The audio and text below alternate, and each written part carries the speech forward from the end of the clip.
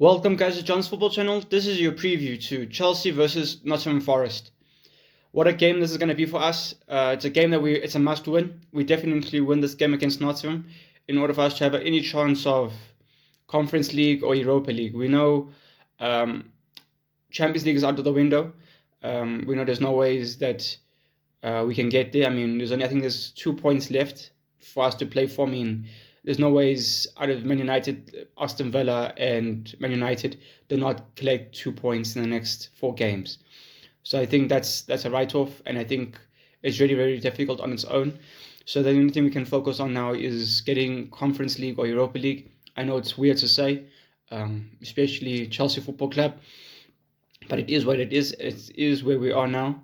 I suppose it's that, or we have to win the FA Cup. But let's not allow ourselves to think that we're gonna beat Man City.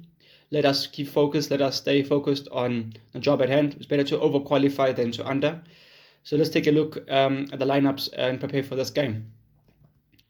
Obviously, we're playing at Stamford Bridge. This is game week 35. 3 games after this, and then our referee is Anthony Taylor, which has not even been the best referee for us in past, but I think coming towards this game, I think he's done a bit better than recent times when he has actually refed our games. Then we take a look at Nottingham Forest's lineup. They went with Sells in goal, Nina as the right back, Milinkovic and Cunha as the centre backs, Williams as the left back, and then Murray Hutchinson, our old boy, and then they went with Sogre and Anderson and Gibbs in the midfield, and then ahead of them with Wood and Igor Jesus. They're going into this game playing a 4-4-2. Obviously, it's going to change depending on if we are pressing or if they have the ball or not. I think probably this will be the way they shape up when on the offensive phase, or it could easily be probably a 4-4-2-3-1, I suppose.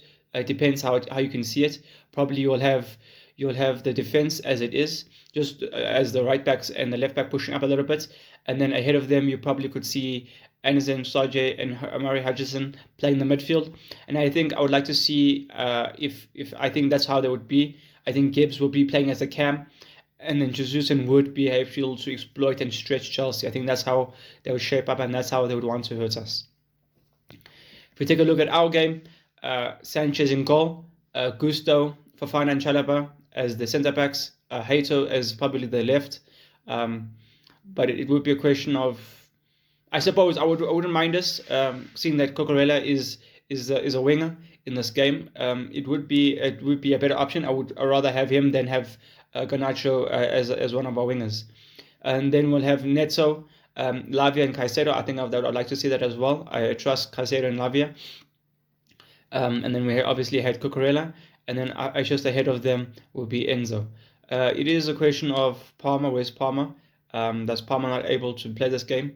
As well as João Pedro. Where is João Pedro? I think João Pedro should be starting this game, and he should be playing over Delap. I think Delap doesn't know exactly what to do with himself, how to use it, how to be effective, especially with the players around him.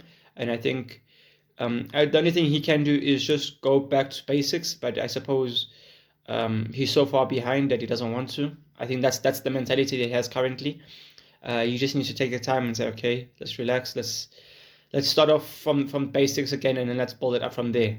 I suppose that's what he needs to do.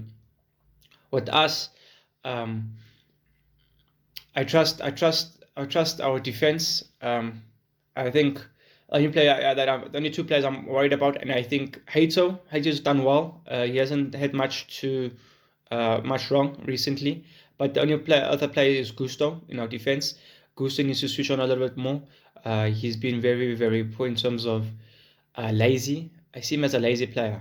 I see him as a person that is, when he sees something, he doesn't actually act on it. And I think maybe when he sees something, he doesn't arise to the occasion. He drops, and I think that is a problem. And then in our midfield, I think our midfield is solid. I think it's the best that it can possibly be. And then up front, hopefully João Pedro is able to start because he has created 41% of our Premier League goals this season. That's nearly half. Then if we take a look at the top scorers, obviously we have João Pedro and Gibbs going against each other. João Pedro with 14, Gibbs with 13. Assists, João Pedro has 5, Gibbs has 3. And then man of the matches, João Pedro has 3, Gibbs has 4. Matches played, João Pedro has played 32, and then Gibbs has played 34.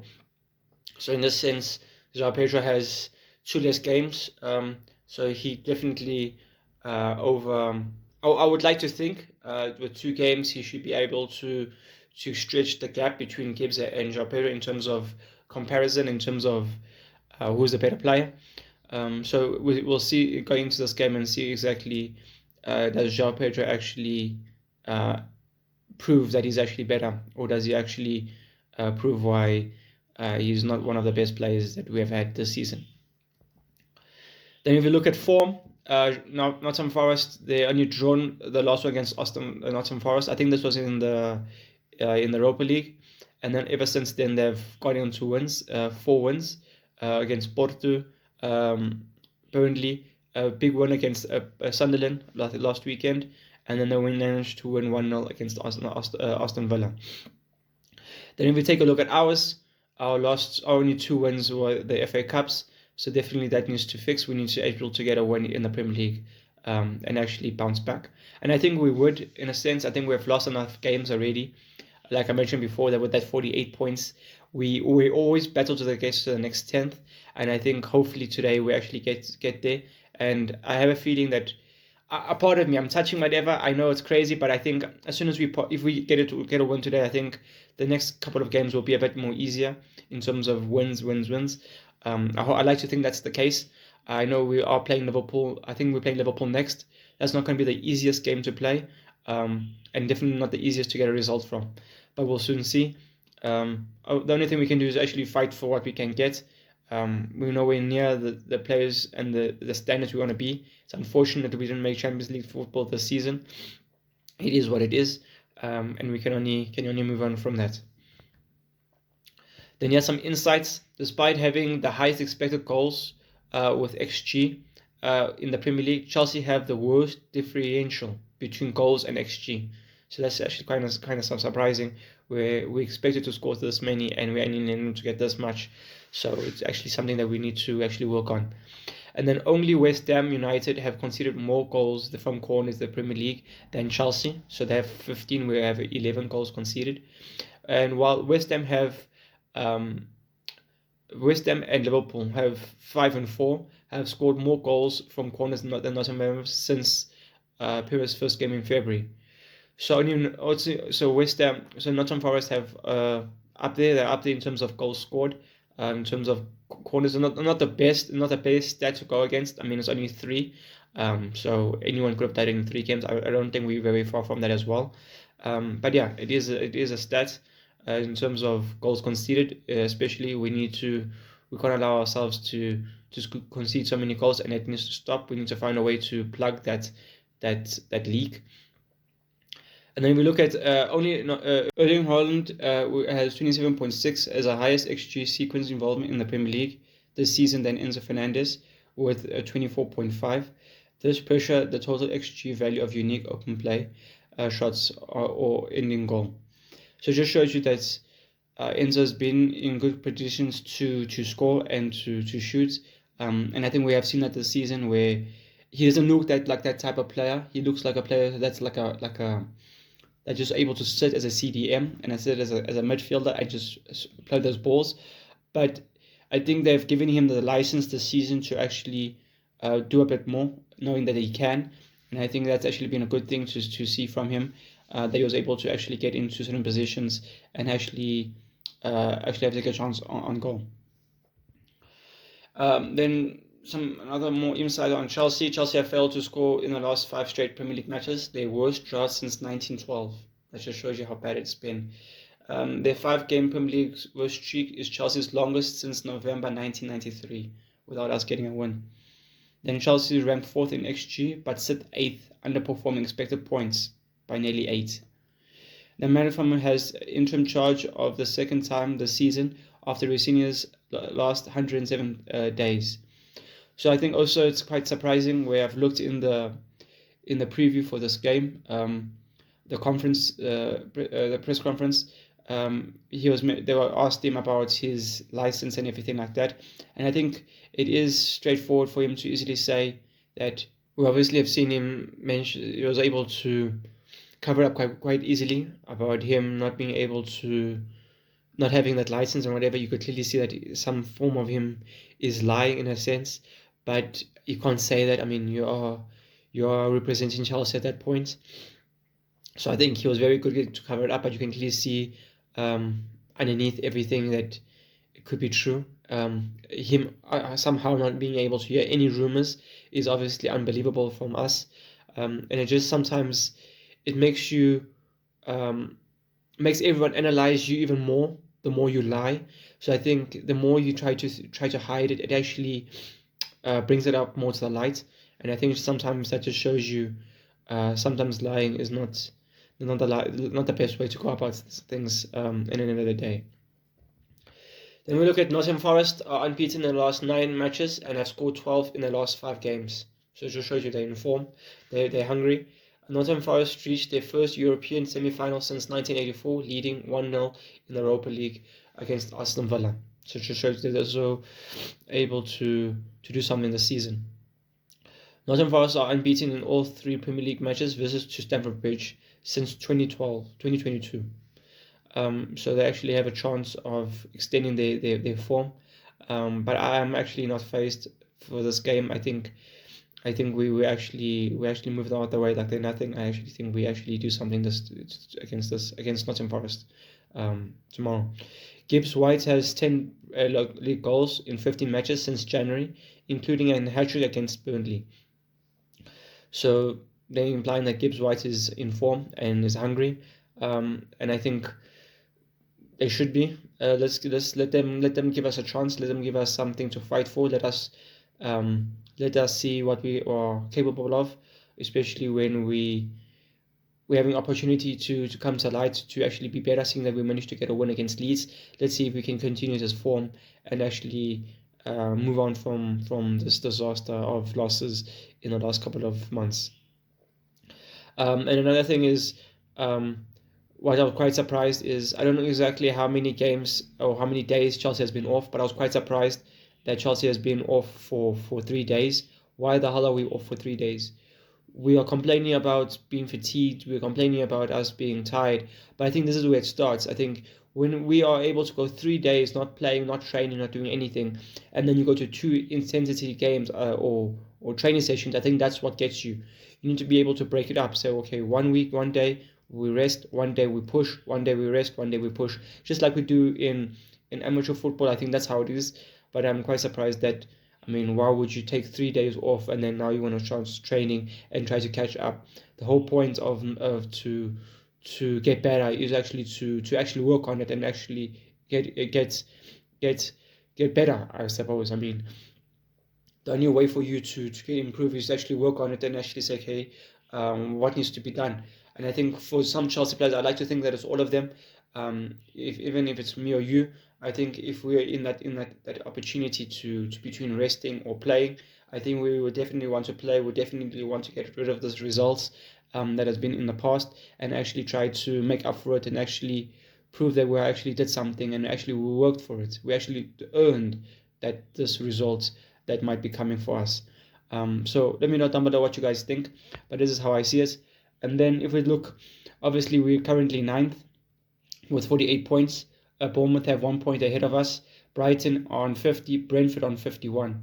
So if we win, we will take Brentford out of their position and we will be in 6th, going for Conference League. And then we would just be 7 points behind on Aston Villa. We can only hope at this stage that Tottenham do their job and actually help them and help us as well by stopping Aston Villa from getting any more points. And then if we look at the bottom, obviously West Ham, I think West Ham lost to I think Brentford. They lost 3-0 to Brentford. So there's a chance for for Nottingham Forest and Spurs to actually catch up. But now, will they do so is another question. It is going to be very interesting to see who gets relegated, and whoever does get relegated, it's a very big team to do so.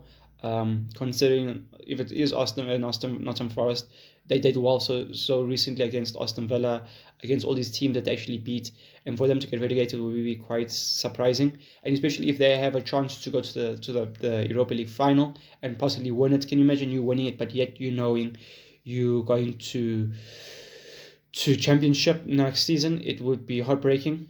Even West Ham, I think also West Ham is a decent team. I don't know why they exactly haven't been firing all cylinders. They have a very good team.